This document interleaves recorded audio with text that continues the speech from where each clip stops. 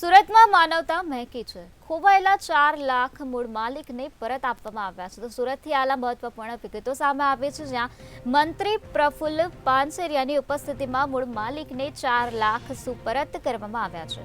ભાડાના ઘરમાં રહેતા વ્યક્તિના 4 લાખ પડી ગયા હતા, ત્યારે ઘરેણા વેચી મકાન લેવા માટે 4 લાખ લઈ જતો હતો. યોગી ચોક વિસ્તારમાં રસ્તા પર 4 લાખ પડી ગયા હતા, ત્યારે રૂપિયા વ્યક્તિને મળતા મંત્રી પ્રફુલ્લ પાનસેરિયાને જાણ કરવામાં આવી હતી.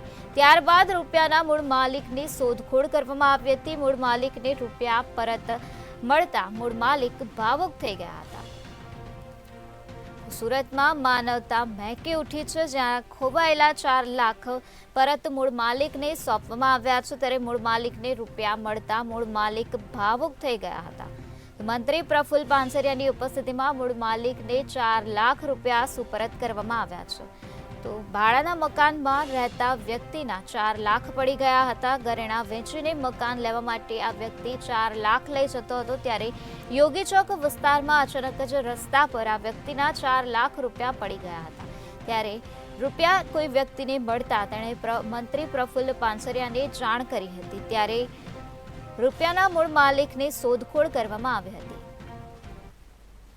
ની અંદર એક લાગણીભર્યો પ્રસંગ અને જ્યારે પૂરા ભારતની અંદર રામમય વાતાવરણ બન્યું છે, આદરણીય નરેન્દ્રભાઈ મોદી સાહેબે રામ એક દરેકના દિલની અંદર વસે છે, આ ભાવના સાથે રામરાજ્ય કેવું હોવું જોઈએ, તો એ આવું હોવું જોઈએ. મારા વિસ્તારમાં અશોકભાઈ જીવરાજભાઈ મુંજાણી કે જેઓ પોતે મકાન લેવા માટે પોતાના ધર્મપત્નીના ઘરેણા ઉતારીને એક જ્વેલર્સની અંદર વેચવા જાય છે.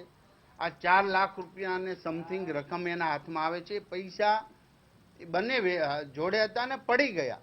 અને એવા જ સમયે મુકેશભાઈ તળાવિયા, જેઓ પ્રમુખ સાયા સોસાયટીમાં રહે છે, એ પણ ભાડાના મકાનમાં, એને આ પૈસા મળ્યા છે. આ પૈસા મળતા સાથે જ એને આજુબાજુ દુકાનમાં જાણ કરી કે ભાઈ કોઈની કંઈ વસ્તુ પડી હોય તો મારા પાસે આપજો ને ફોન નંબર.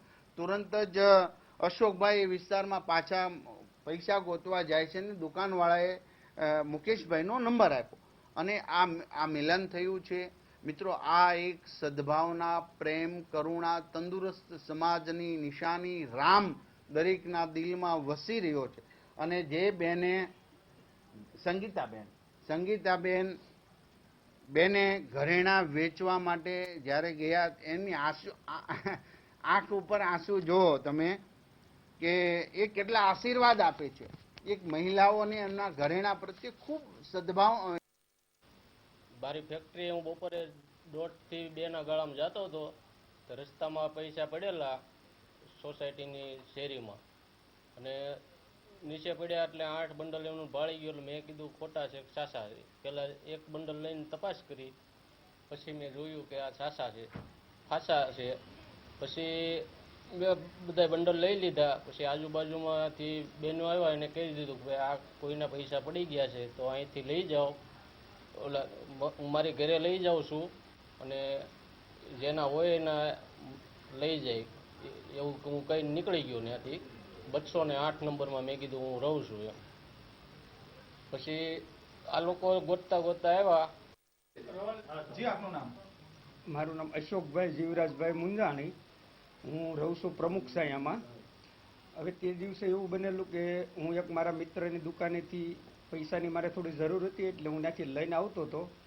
થેલીની અંદર ટોટલ 4,72,000 રૂપિયા હતા, પણ ગાડીની આગળ મેં થેલી ટીંગાડેલી હતી, પણ બમ્પ આવ્યો જરીક એટલે ખબર ન રહી, પણ એમાંથી નીચેથી થેલી તૂટી ગઈ અને એમાંથી 4 લાખ રૂપિયા મહાલક્ષ્મી સોસાયટીની અંદર પડી ગયા.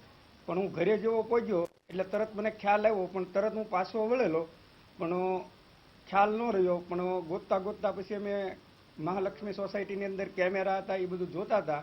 કે જે સ્થળ ઉપર અમે પહોંચ્યા ત્યાંના અમે પૂછ્યું કે ભાઈ એટલામાં ક્યાંય કેમેરા છે, અમારે આ રીતનું એક બનાવ બની ગયો છે, પૈસા પડી ગયા છે, એટલે અમે ગોતીએ છીએ. તો ત્યાં એક બેન હતા, એને કીધું કે ભાઈ અહીંયા એક ભાઈને જડ્યા હતા, અને એ ભાઈ B208 નંબરમાં રહે છે, તો એને જડ્યા છે. અને એને કીધું છે કે ભાઈ જે કોઈના હોય તે પ્રૂફ દે અને લઈ જાય, આપણે પૈસા જોતા નથી, જેના હોય તેને આપણે આપી દેવાના છે.